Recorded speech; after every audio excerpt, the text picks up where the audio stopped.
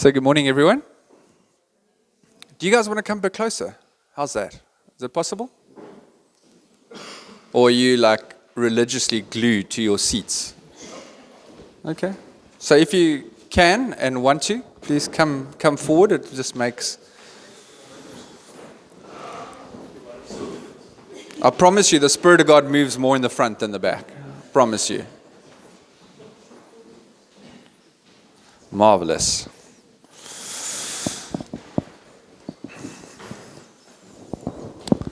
So you all doing all right? It's been, about 3-4 months since I was last year? And what I miss so much about small church, is you can just do whatever you want. Hey? So worship can just carry on, and you can pray for people as long as God wants you to pray for them. I do miss that at times, I must say. There's that element where you can just chuck the program. Hey? Obviously, we need the word and we need worship and you need everything at some stage, but you got that freedom. Anyways, so I would like to share with you this morning, and I'm trying to figure out what God's trying to say in the message and what Sarah shared and what's been happening. So I've got a lot going on in my mind and spirit at the moment. So just bear with me as it comes out, whatever shape and form it does. But the passage I want to read this morning is in John chapter 6 from verse 1. And I'm sure most of you know the story. I have to use a microphone because of the recording. Hey, damn it. Sorry, you can cut that word out. All right, so Jesus feeds the 5,000. Those are men, by the way, not people as a whole. That's what they say. So after this, Jesus crossed over to the far side of the Sea of Galilee, also known as the Sea of Tiberias. A huge crowd kept following him wherever he went because they saw his miraculous signs as he healed the sick. Then Jesus climbed a hill and sat down with his disciples around him. It was nearly time for the Jewish Passover celebration. Jesus soon saw a huge crowd of people coming to look for him. Turning to Philip, he asked, "Where can we buy bread to feed all these people?" I do find that question very amusing, I'm just saying. And he was testing Philip, for he already knew what he was going to do. Philip replied, "Even if we worked for months, we wouldn't have enough money to feed them." Then Andrew, Simon Peter's brother, spoke up. "There's a young boy here with 5 barley loaves and 2 fish. But what good is that with a huge crowd?" And then Jesus said, "Tell everyone to sit down." So they all sat down on the grassy slopes. The men alone numbered about 5,000. Then Jesus took the loaves, gave thanks to God, and distributed them to the people. Afterwards, he did the same with the fish. And they all ate as much as they wanted. After everyone was full, Jesus told his disciples, "Now gather up the leftovers so that nothing is wasted." So they picked up the pieces and filled 12 baskets with scraps left by the people who had eaten from the 5 barley loaves. When the people saw him do this miraculous sign, they exclaimed, "Surely he is the prophet we have been expecting." When Jesus saw that they were ready to force him to be their king, he slipped away. That's what Adrian said. Yeah, one of those moments where he just slips away into the hills by himself. This is one of my favorite stories in the Bible. This story, and then it goes into the whole thing with the storm and the whole thing that happens on the sea. And what I love about the story is because there's so many dynamics and aspects to the story.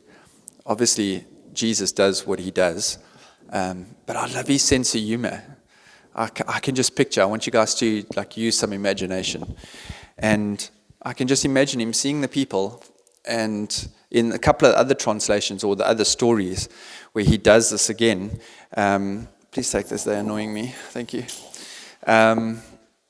He basically, the disciples come to him and they say, there's all these people, and they put the question to him, so what are you going to do?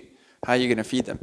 And Jesus, in his humor, he says, well, what are you going to do? in this story, he asks Philip and he says to him, so, like, where are we going to buy bread, and food for all these people? And I can just imagine the disciples' faces when he says to them, well, where are we going to buy? They were fishermen. They weren't exactly rolling in cash to just be able to buy food for 5,000 people. But the question I really have is, who goes away for a day and never takes any food with you?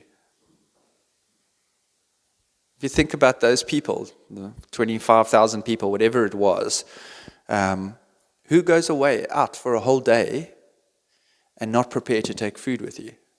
Have you ever thought about that? Or not really? Anyways, I don't want to spend too much time focusing on that aspect of it.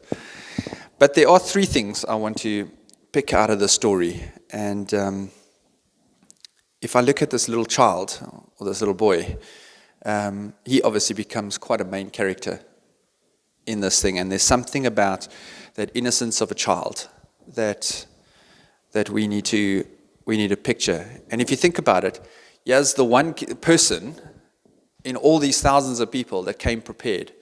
When he left home that morning, he probably said to his mommy, I'm going to be away for the next day. This day I'm going to go follow that guy Jesus is in town, and he does like really cool things and cool stuff. And I want to go. And he said, or I don't know if he asked his mom, or his mom was prepared and created. He's a boy, so he probably didn't think of that, or maybe he did with his stomach. And he takes this little package or his lunch for the day with him.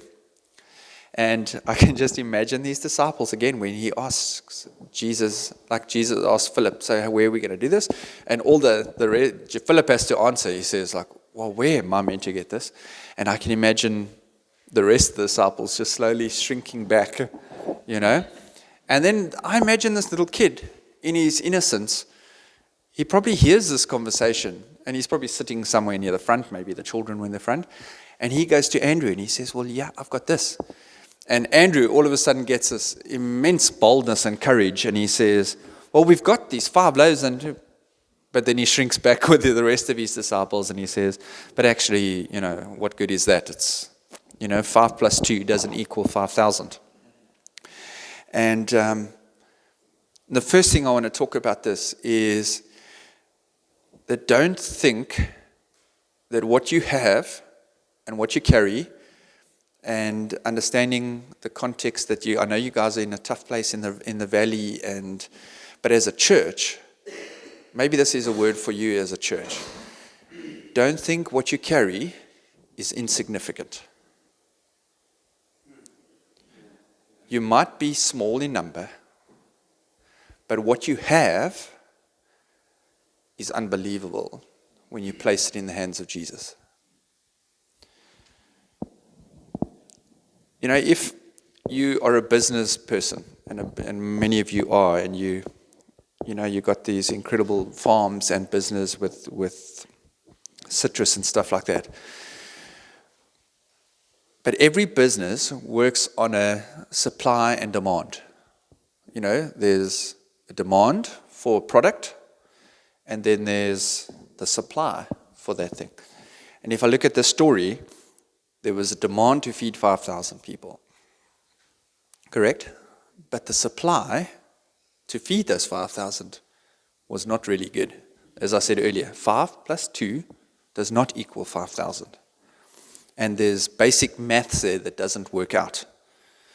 That's when we look at it from our eyes and we look at it as this insignificant couple of loaves and fish. But to that child, it was everything that he had. It was his food that would feed him for the day. He would be fine. And I think it was Rick Warren. I heard him preach or talk at a leadership summit once. And he said, don't get confused between significant and prominent. There's a difference. And the illustration he used was his own nose. He said, he has a very prominent nose. And that doesn't make it important, or or more important, or less important because you can see it compared to your heart. Because if your heart starts, you can't see your heart. But if your heart starts beating, you're in trouble. And many people look at prominent versus significant, and they think that what is seen and what is out there and what looks more important is more important, but it's not. It's what is significant. And there's a story about President Reagan, who was shot by John Hinckley. Oh, yeah, it is Hinckley. I'm sure some of you know the story. And he was hospitalized for, I think it was about 3 weeks. But the incredible thing is the commander-in-chief of, well, according to America, the whole Western world, or the world maybe, the most important person in the world, but definitely seen as the most prominent person or most important person in America. But yet, despite him being hospitalized for 3 weeks, American government, parliament, or whatever they call it, continued to run and continued to function. And America as a nation carried on as if nothing was wrong, because there were people around him, people that could cover and do that. And the guys say, it was like a couple months or years later, across the country in different cities, the garbage collectors went on strike for 3 weeks. I know strikes is very relevant to you guys at the moment. But if that had to happen, what happens again in a nation for 3 or 4 weeks, and everyone that collects garbage and runs tips, etc., goes on strike for 3 weeks, can you imagine the chaos and the filth and the stench that it will create? Now, what are we saying? Are we saying that the garbage person is more important than the president? No. What I'm saying is, we might think a garbage collector is very insignificant compared to a president. But that doesn't underestimate the importance of what he carries and what he has to do. And for us as Christians, as believers, as churches, we need to stop looking at what we think is significant and understand that what we have is significant. And in the hands of Jesus, he can take it and do incredible things. But for him to do that comes the second part, is that you need to surrender it to him. So what is God doing amongst you? What is God saying to you? What is God calling you to? And as you know that, and as you come back and you're saying, well, Jesus, here it is. As you surrender it to him, that is when it becomes an incredible thing. You see, this boy, like I said, it was everything that he had. And as he came and surrendered to God, Jesus took it and he said, you know what? I will use this. And he gave thanks to the Father. And he taught us something in that. Again, whatever we get, whatever we have, whatever he chooses to, like we choose to bring to him, he gives thanks to the Father. And there's something about gratitude that stirs in us, that just melts the heart of God, I believe. When we say to God, thank you for what we have, and we just choose to give it back to him, he says, thank you. And because he sees our hearts. He sees that, these people are genuine. They're authentic. They're real in this. And when he gives thanks to the God, God just begins to multiply over and over and over. And I don't believe God just tells stories like this in the Bible for the sake of telling stories. I really believe that he tells us this and he models it and he shows us over and over again in our lives. And I'm sure all of you can tell stories of when we've actually surrendered stuff to him, he just begins to pour out what he has. We had an incredible story earlier this year. Dave said to us, to Karen and myself, he says, listen, I'd love you guys to come to the Nordic summer camp in Sweden. And then we'll go there and in Holland beforehand, we'll go to the seminar. But the problem is we've got through the Nordics and fountain budget and everything, we've only got to cover one ticket. The other ticket we're going to have to raise, we're going to have to trust God for. And Karen's like, are you serious? Like, where are we going to find, like, literally, like 30,000 rand? So I said, don't worry, let's just pray and ask God, and we really, well, maybe I felt you wanted to go, but like obviously the fear, or not the fear, that's not the right word. Should you actually talk about this? But just Karen's like, like how, why? Like we just felt like this is what God wanted, or I was stirred. She was really keen to, but we're like, how? Again, we come to the how. And I said, well, if God wants us to go, like he has to provide. There's a thing of just saying, okay, God, you want us to do this? Here we go. We're giving it back to you. It's actually your problem, not my problem. But God, like constantly. And then we had a friend of ours, out of the blue, phone Karen. She heard it on the stream when the guys put a call out. And she just said to us, you guys have been such a key part because we've known her since she was a teenager. And you've walked through so much with us, We've had such a blessing. We had a payout for her husband had an accident and stuff. And we just want to bless you guys because you've always been there for us. And pretty much paid for just about 100% of our ticket. And it's like years, literally years of just giving back to God what we have in helping people and assisting people, that years later people come with that attitude of gratitude. You know what? Here we go, and giving it back to God. And that funded pretty much our trip with a few other people that gave in. It was amazing. We were so blessed. But it's that whole thing of only when you surrender it to God and you give it back to God and you say to him, God, use us. We want to go. We want to be a part of what you want to do. This is what they're asking. We want to be used. Can you surrender it? And as we give it back to God, he does it, Because in reality, the truth is that God actually owns everything.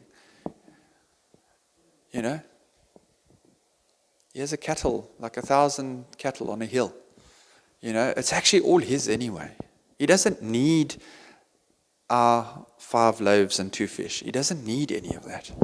But what God chooses to do is bring us into the story. He didn't have to. He already, like the reason he asked Philip, but he knew what he wanted to do. He knew what he was going to do. God knows what he's already got planned for you as a church.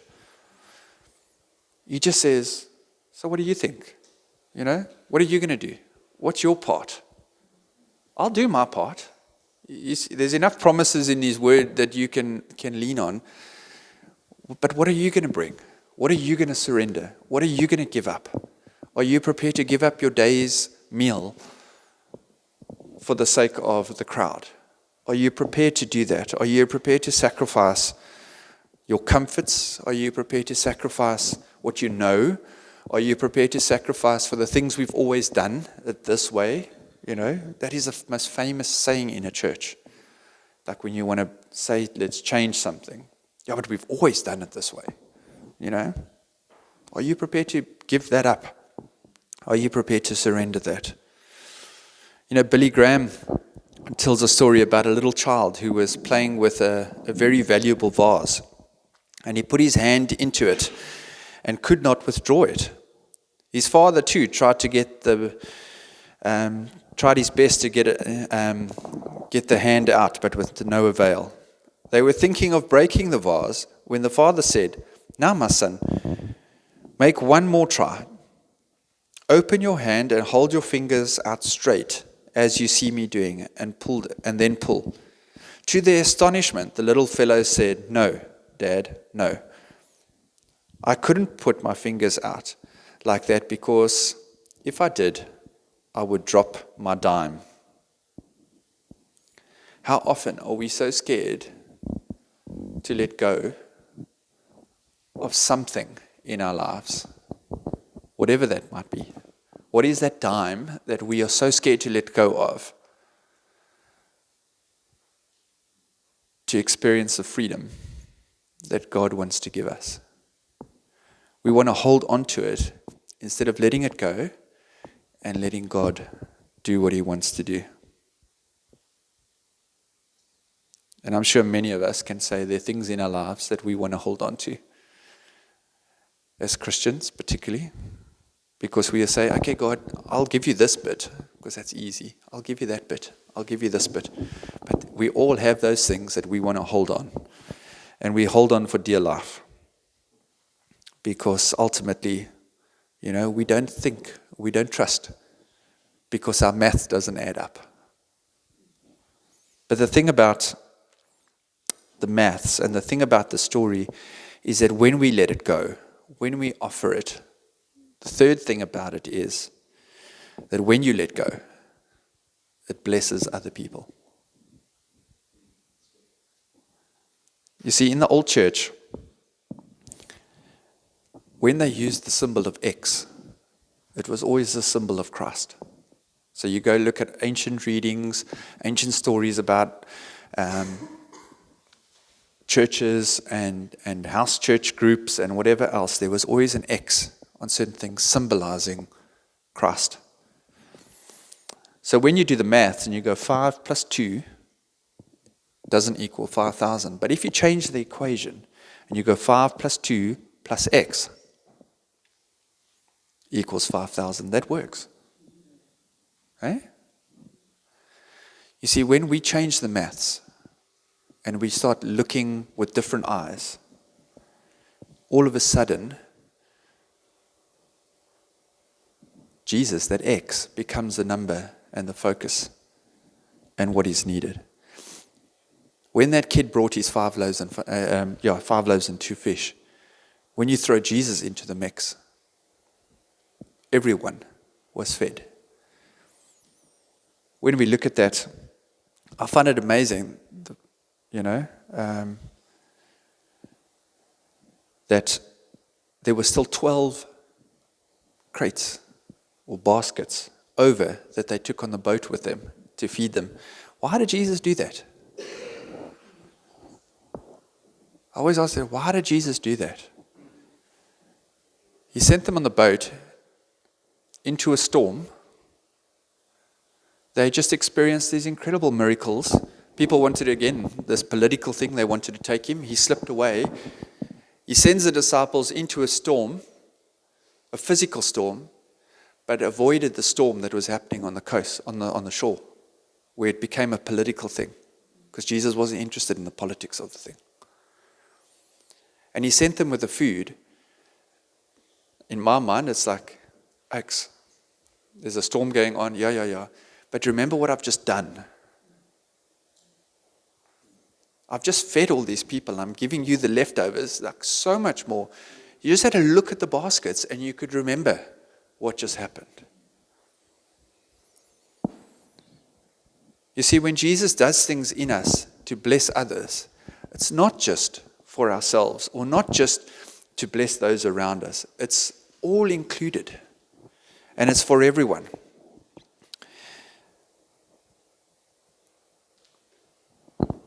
I've actually gone off my notes completely. Yeah?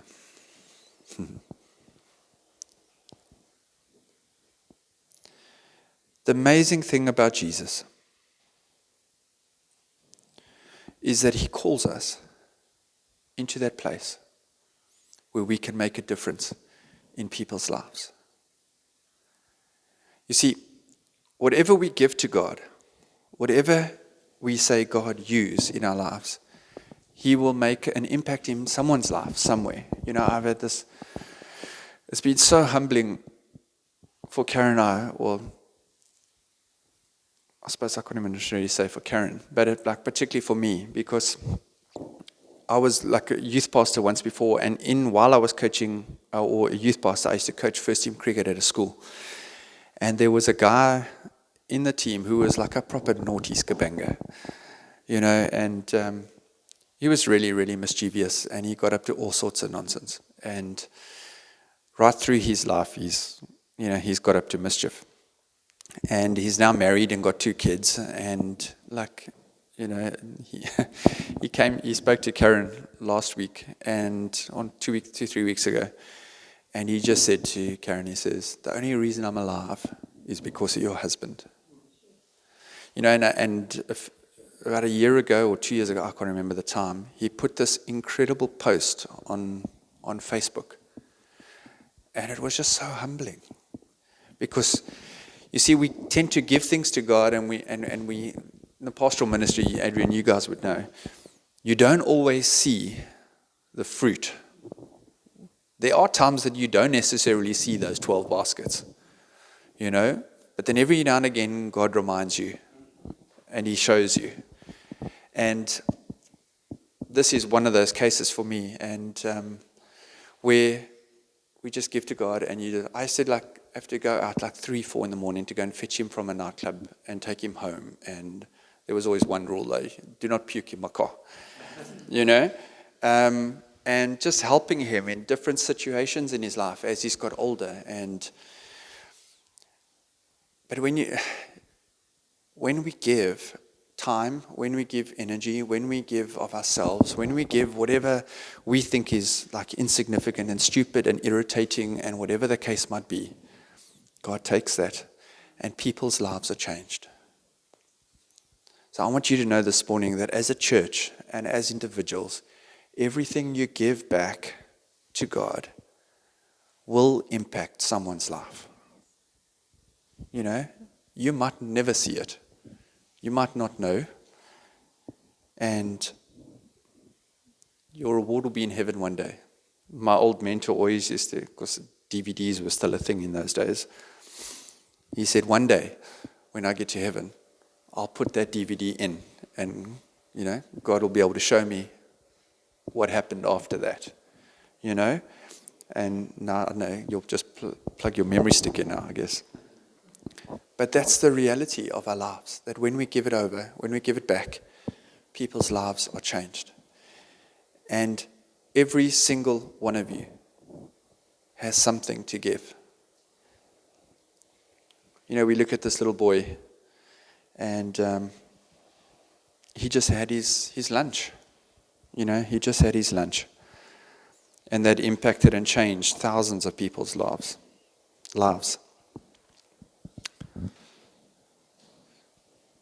Okay, last little story.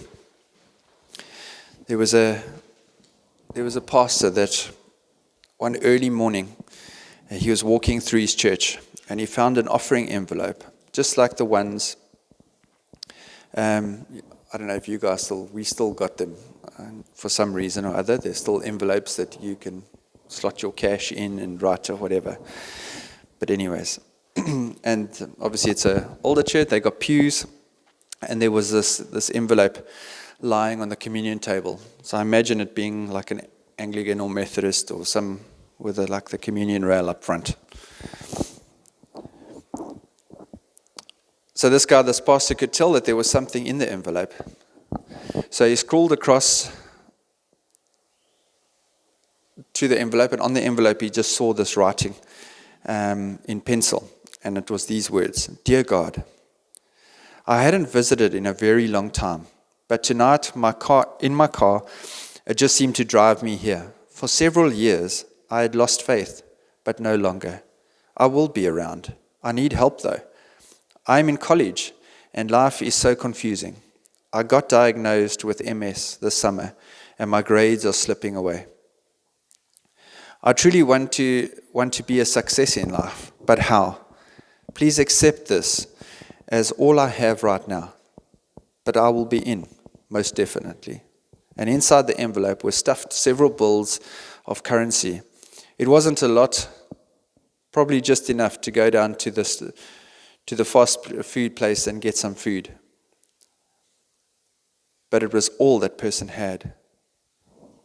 And he said he was so humbled in that, because again, it just reminds you of someone. If you think about the widow who's at the temple, when we give everything that we have or that we perceive as everything, God honors that and changes circumstances. I don't know if this guy, whatever happened to him, if he was healed or whatever the case might happen in his life, but the reality is that as he gave, people's hearts had changed. I imagine it really impacted this pastor's life, in some way. where you're someone who's prepared to give everything that they have. Yes, and it's not going to necessarily build him his new auditorium or new building or anything like that. But it would have impacted his heart. Because there's something humbling when you see someone prepared to give what they have and everything that they have. Because ultimately that's what God wants, isn't it? It's about our hearts. Why do we sing? Some of the words on these songs this morning, I was like, my goodness gracious. They're hectic. We must be careful what we sing.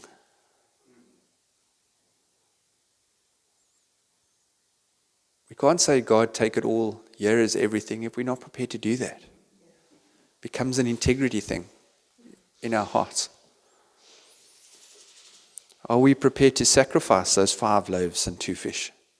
Don't say, Lord, here it is, but we're going to hou vas.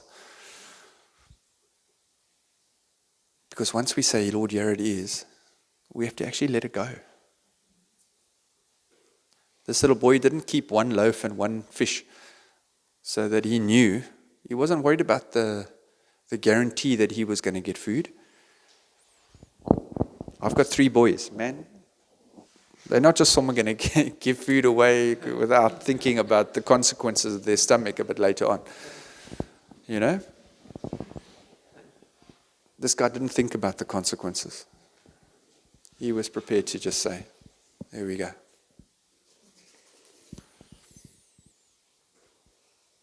So yes, the valley might be in an interesting situation right now.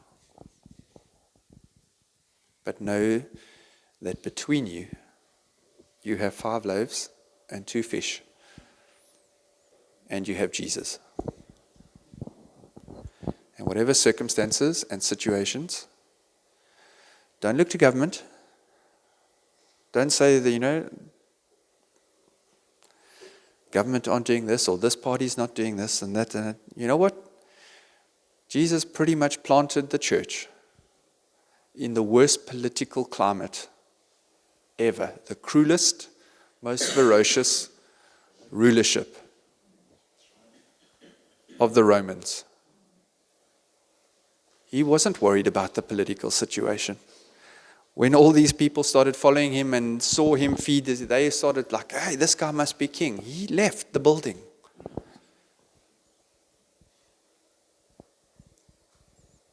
It's time the church stopped looking to government. Stop looking and trying to add up 5 plus 2. What's in your hand? What have you got as a church, as individuals, in this context and situation?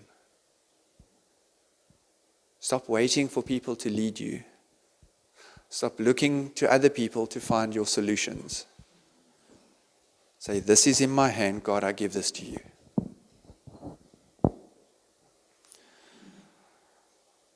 I don't know if that's relevant to you, if any one of you relate to that, but that's just what I sense. We have the same in PE, man. There are more potholes in PE than on the road that you guys have. And that's a dirt road. Ours is meant to be tar. But there are Christian churches and Christian businessmen that are saying, you know what? This is an Afrikaans word. I know it probably, you can just mute it, bro. That just says, like, gatvol. Where the church says, you know what? Jesus has given us this. Let's use this. So there are guys that are going around painting lines. There are guys going around that are filling potholes, not waiting for a municipality to do their stuff. We as Christians can use whatever we have, and people will be blessed. We can change society. We can change atmospheres. We can change things. But we need to stand up and say, here we go. Let's not shrink back like the poor disciples did at that moment in time. Let's be the Andrew and say, this is what we have. But stay with that courage to go with that. Let's stand together.